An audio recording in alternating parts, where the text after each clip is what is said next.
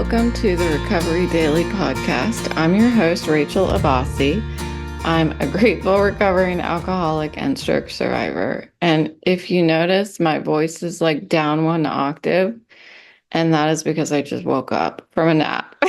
So, that's why I sound weird if you feel like I sound weird. I'm surprised I don't have any lines going down my face. I might. Anyway, I told you yesterday that I was going to figure out what my immediate response was going to be, my canned response when somebody pisses me off in like some sort of immediate, instant, like manner. Like, what do I do? How do I respond? And I was thinking about it. And what struck me when I just woke up was gratitude.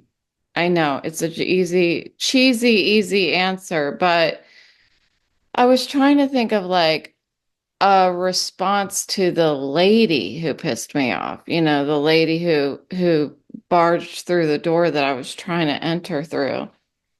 What is my like response to her? But the more I thought about it, I don't need to have a response to her. It's not her that I'm concerned about, right? It's me. And how can I respond to myself? How do I respond to that anger? I called it hatred yesterday because it does feel that way. Like it is such an intense feeling if somebody makes you angry and is like so ugly to you in an unexpected way. Like I didn't do anything, and all of a sudden this lady just like berated me. Like, what do I do? Well, I don't need to involve her in my response. I think that is what I took away from thinking about it for the past 24 hours. So my response to somebody who does something ugly to me is gratitude. To be grateful that for all that I have, and I don't mean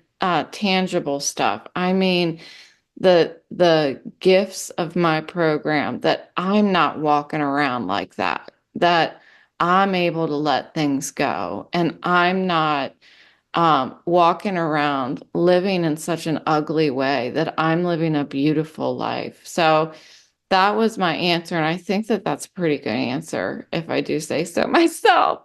So today I decided that the topic is going to be about easy does it. Why? Because that's what my meeting was about this morning. That's what I do. People ask me, how do you have something to talk about every day? Because we have something to talk about in my meeting every day. So that helps. But the meeting was about a reading that talks about easy does it, and knowing how to slow down. Alcoholics have a tendency to obsess. You remove the alcohol and we can obsess about anything else. And I absolutely have that characteristic to obsess. And you all know from just listening over the past year, as I can obsess about anything. I can obsess about crocheting. You know, I learned how to crochet, and now I have this blanket I'm crocheting. Oh, you can't see it. Well, you can kind of see it. I'm crocheting a blanket. I won't tell you who it's for, but I think the recipient does not watch does not watch the podcast, but I still won't say it. I will decide that, okay, I'm going to crochet an entire blanket, not a throw. I'm going to crochet like a twin size blanket. You know, that's how I just don't know how to do a little bit. It's either none or everything for me. So I have a tendency to overdo. That's something my psychiatrist and I talked about a lot. That's where a lot of our conversations merged to each week was, um, okay, what are your goals for today? What are your goals for this week? What are your goals for this month? Because my goals, and I talked to my husband about it too. We decided that, I should say he recommended, and I agreed that I need to have one goal a day. Because I would have like three goals a day. And so today, for example, my goal was to go to the dentist. And side note, it was the most excruciating experience of my life. They were putting my permanent crown on, and they didn't numb me for that. And my sister told me that it is a worse experience than getting the drilling done. And I was like, how could it be? Well, it was terrible. And I told the guy, like, why don't you numb people for that? And he was like, oh, why go through all of that? I'm like, because it was terrible. Like, can I request to be numbed next time, get Novocaine next time? And he was like, yeah, I'll put a note down. It was so terrible that, like, when he like sprayed air on the open tooth, like the nerves, oh my gosh. I like extended my hand. I was going to grab a hold of his head. It was so painful, but I grabbed a hold of my head. Um, and then he did it again, and my whole body just went stiff like a board. It was so freaking painful today. That's why I deserved my nap today. That was my goal, to get my beautiful crown on. I haven't even looked at the crown. I haven't even cared to look at it because it was such an excruciatingly painful experience. So do need to reach out to my sister and say, you were right. That was terrible. And I'm requesting Novocaine next time if I ever have another crown. Hopefully I won't, but odds are I'll probably have one. If one of my teeth started failing, all the candy that I eat, and I have a feeling that tooth is the one that I will bite on a Jolly Rancher, like to break it when it gets down to that tiny little sliver and it just goes. Anyway, TMI, TMI. So, that was my goal today, to go to the dentist, and I did that. But secretly, I had another goal today, and that was to make a candle, because that's my next hobby that I'm going to try, is to make a candle. I have all of the equipment and everything that I ordered to make a candle, a smell good candle. But I know that that's too much for me today. Like, I had enough for the day.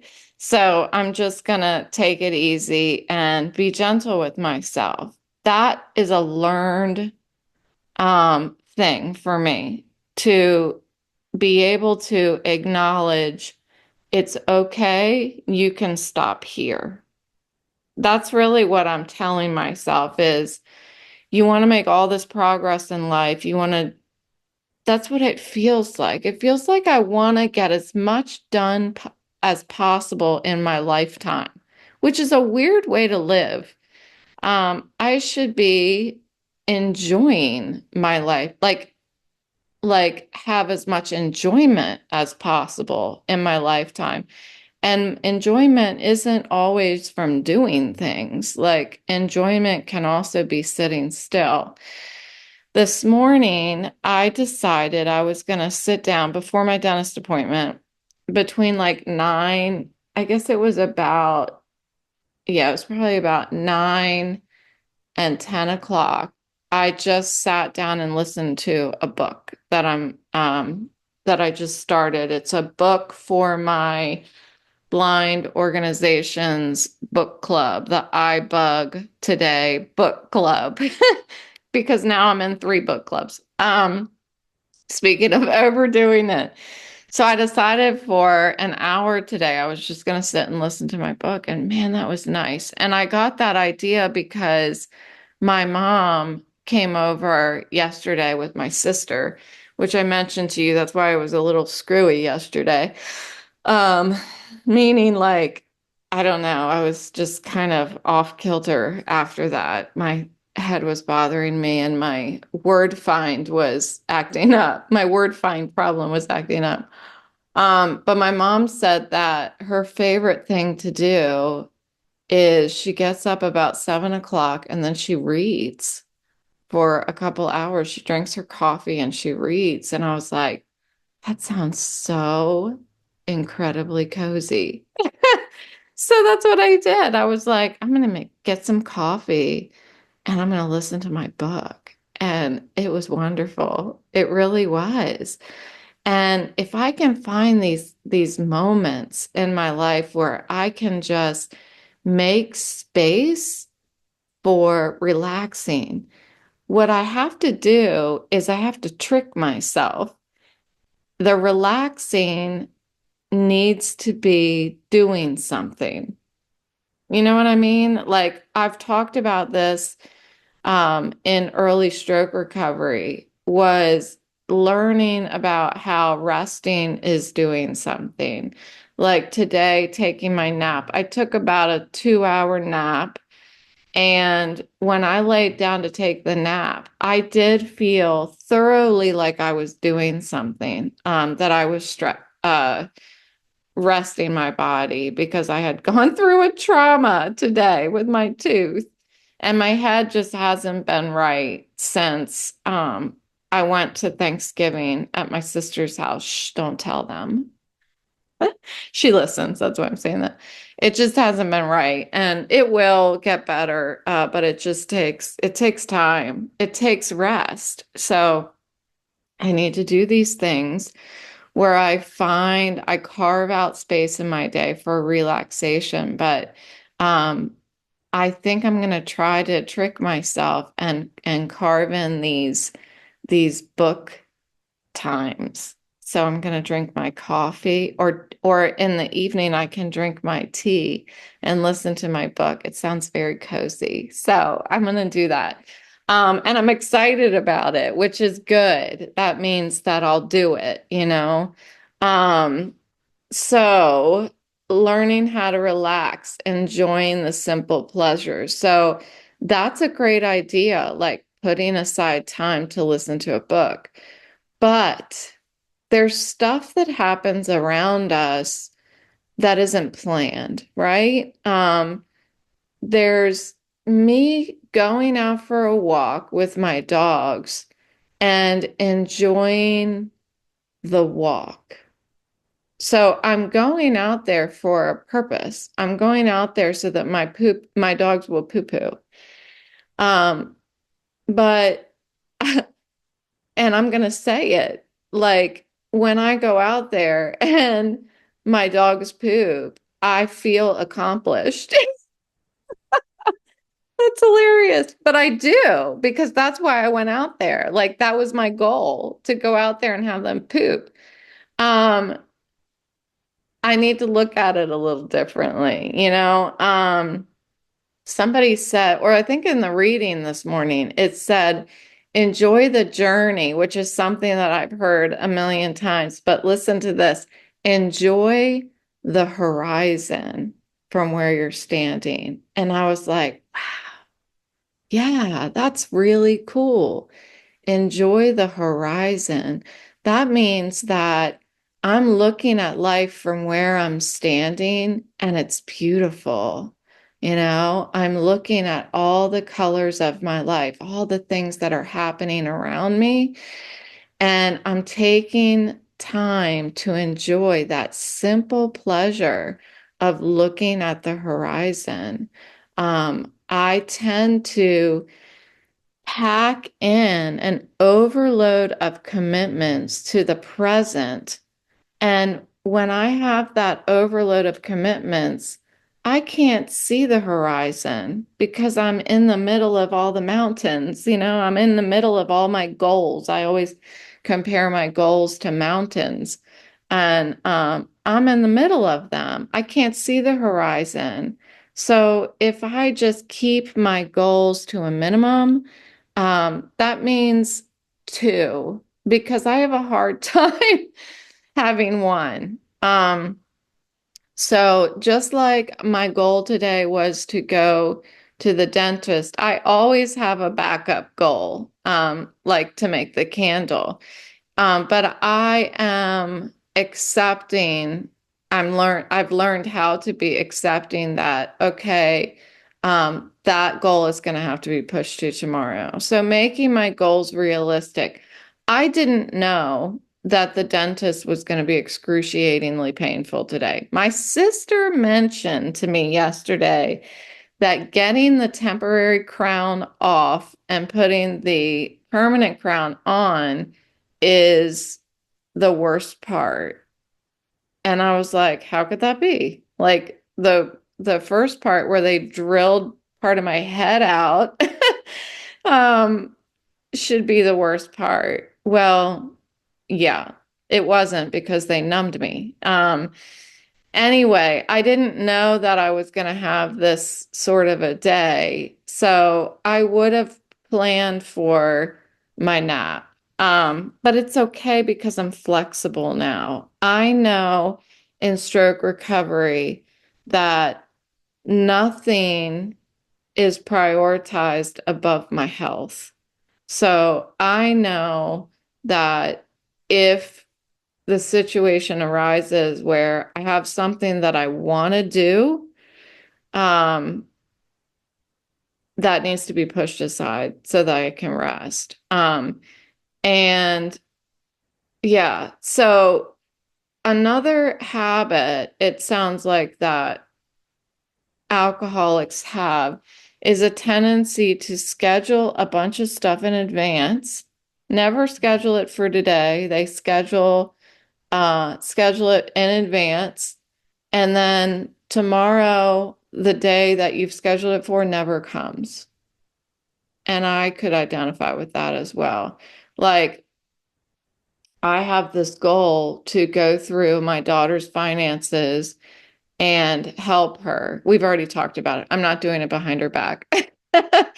I want to help her with money management. I never learned money management, so I thought that I could help her. Well, I scheduled that for the future, and the future never comes. So I've got all of her finances sitting on my desk, and I haven't actually followed through with that because I'll do it tomorrow. Okay. Well, I couldn't do it today. I'll do it tomorrow. It's kind of like that candle that I want to make. That is one of the things that I've been scheduling in advance, and the time never comes, because it's always my second goal. So one of these days, that has to be my first goal for it to actually come to fruition.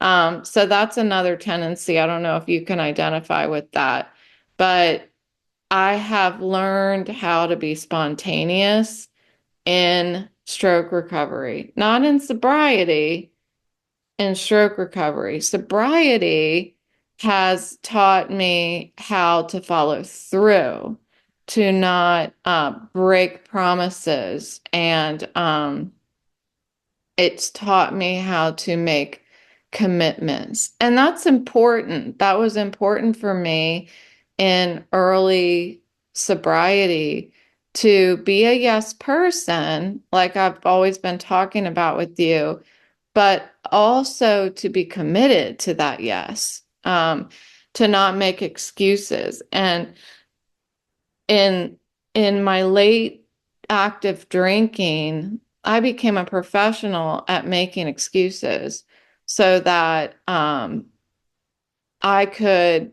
say I'm going to do something, but then I would just, oh, I'm sick, I'm not feeling well, which is hands down goes down as the biggest excuse I think that I ever gave.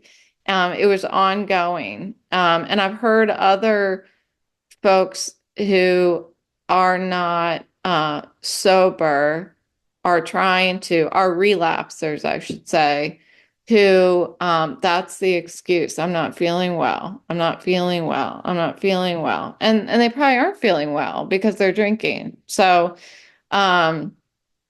Anyway, in sobriety, I can even say yes and stay committed even if I'm not feeling well. Now, in stroke recovery, it's a little different. Like I have to listen to myself. If I don't feel well, I can't go. And I'm very grateful that people understand and are so flexible with me. But so sobriety taught me how to stay committed. Stroke recovery has taught me how to be spontaneous, meaning that I need to respond to my body. When my body is saying no and my mouth is saying yes, I need to listen to my body instead. Um, so taking it easy. Some other topics that came up this morning are about learning how to sit undisturbed. So I've been talking about how I'm going to sit and listen to a book and drink my coffee. And I'm tricking myself, is what I said, because I have a hard time carving out space to just sit undisturbed. I don't get it. It's like I have to look somewhere. I'm not quite sure either. I need to sleep or I need to look at something. Like something needs to happen. But I think by practicing, we can just sit undisturbed. And I have had to do that also in stroke recovery because of my vestibular disorder. There are times when I can't do anything. I have to just sit and either stare at the ground, which is my go-to, or if it's bad enough, I have to shut my eyes. When I got to my sister's house on Thanksgiving, that's what I had to do. I had to sit down on the couch and stare at the floor. That was really, really difficult when I hadn't seen all those people or been in somebody else's house for a really long time. But I'm learning how to do it. It's practice. And again, I have to be gentle with myself. Another way of sitting undisturbed that was recommended is sitting and listening to somebody. Listen to somebody talk.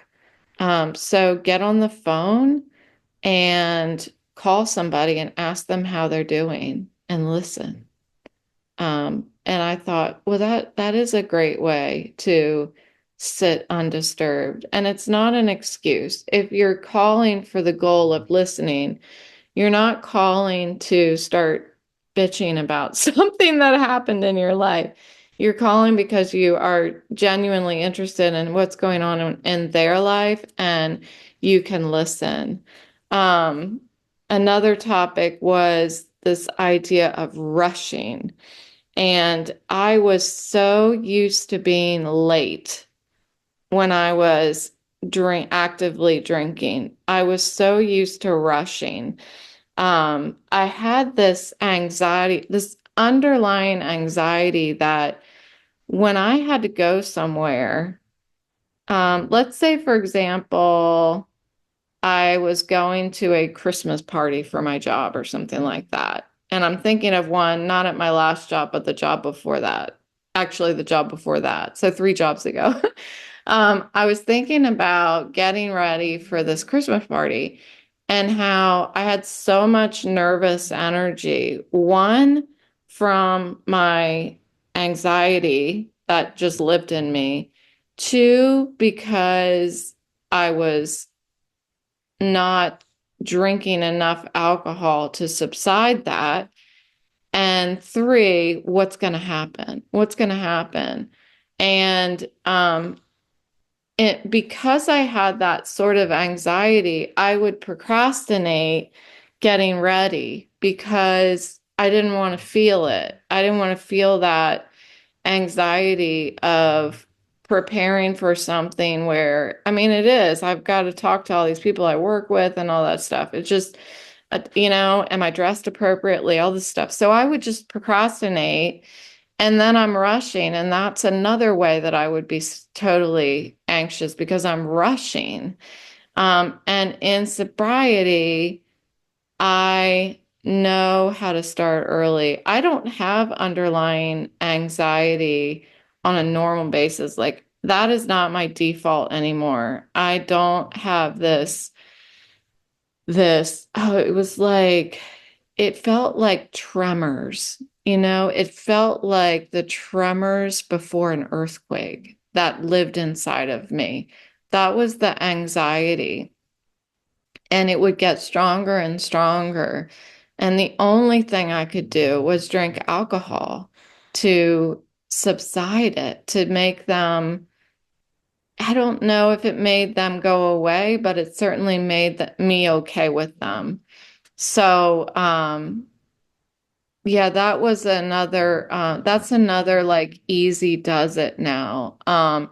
Getting up early, starting early. I can do all of that because I'm not drinking anymore. I can do all that because my medication is working now.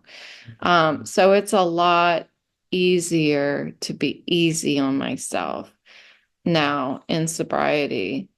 I also wrote down perfectionism.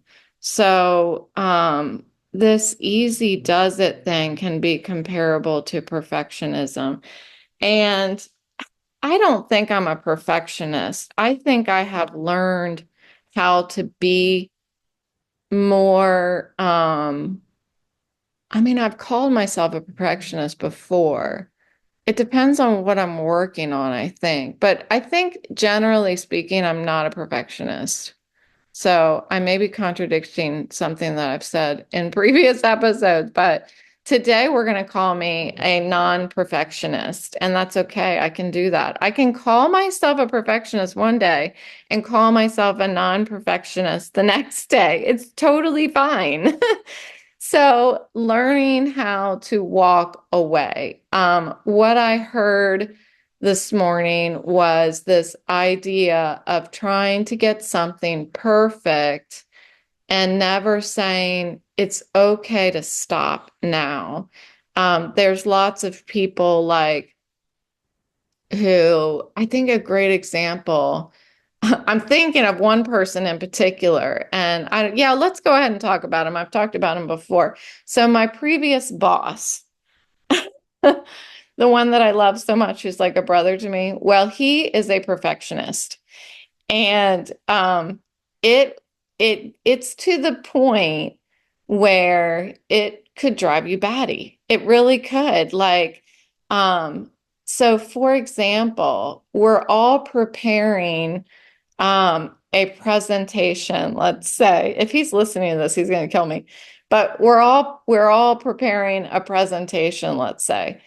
And we have weeks. We have weeks and we're getting this thing together, and we're starting early because we are not procrastinating and we're putting our all towards it. Well, right up until somebody is introducing the slide, the slide is changing throughout the presentation, like right in front of what the person is saying.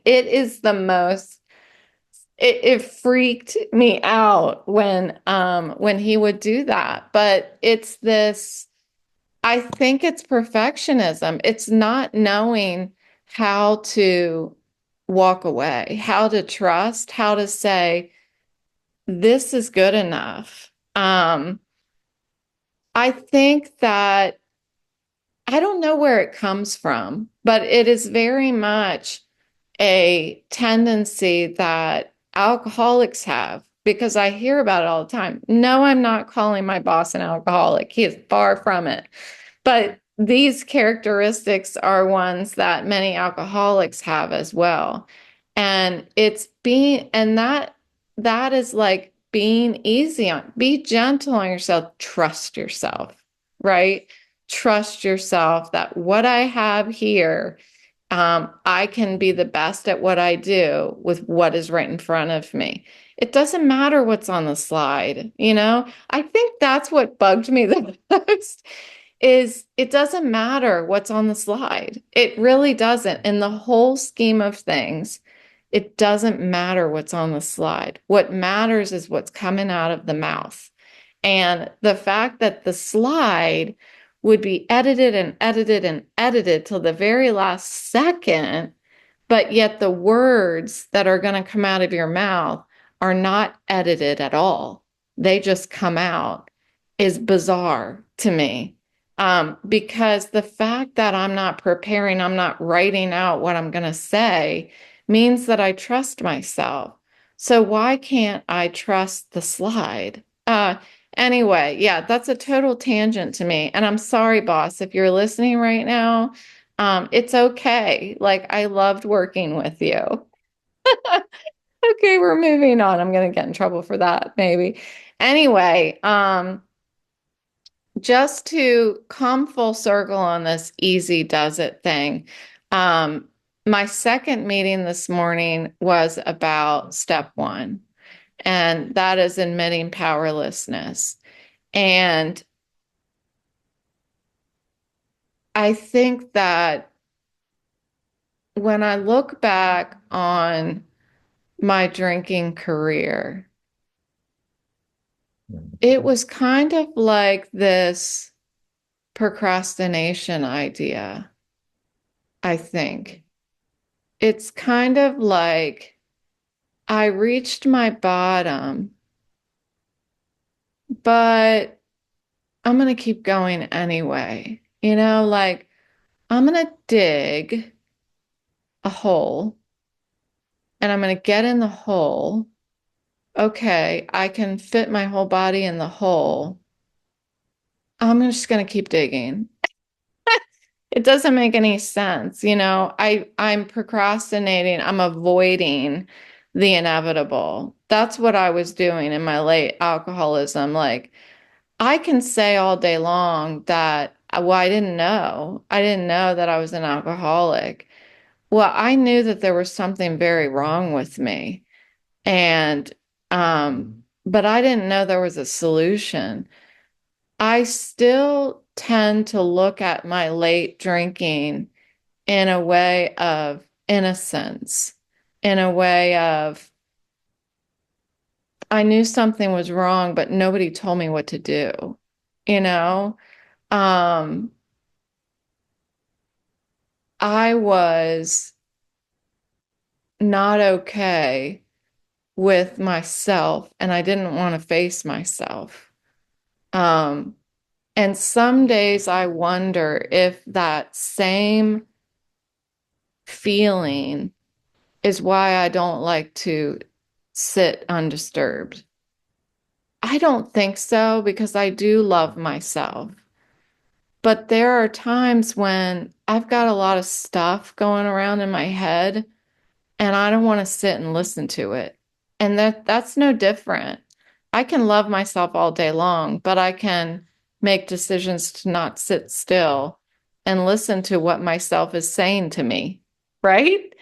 And I think that's what not sitting undisturbed is doing. Like, I'm just realizing after this whole episode, like I talked about in the beginning about sitting and listening to a book, and that's going to be fooling myself so that I can sit still. But that doesn't count, does it? I have to be able to sit and listen to myself. Just like I would call and sit and listen to somebody else, I have to be able to stop and listen to myself. Um, so wow. Huh. What do we do with that? It might be good to sit for like 10 minutes and just sit, like carve out 10 minutes to just sit. And it might be not be nice to have like something to write on, like my Remarkable tablet. You guys haven't seen this in a long time. I still use it every day, but to sit and jot down stuff that's in my head.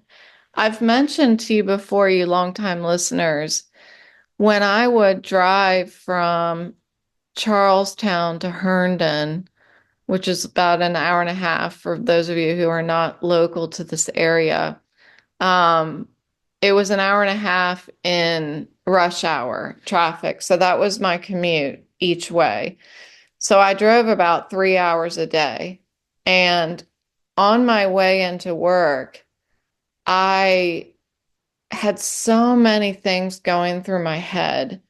that once I got to work, I was so troubled by all of the worries that had constructed them, so that weaved their way into existence in my mind in the morning while I was driving.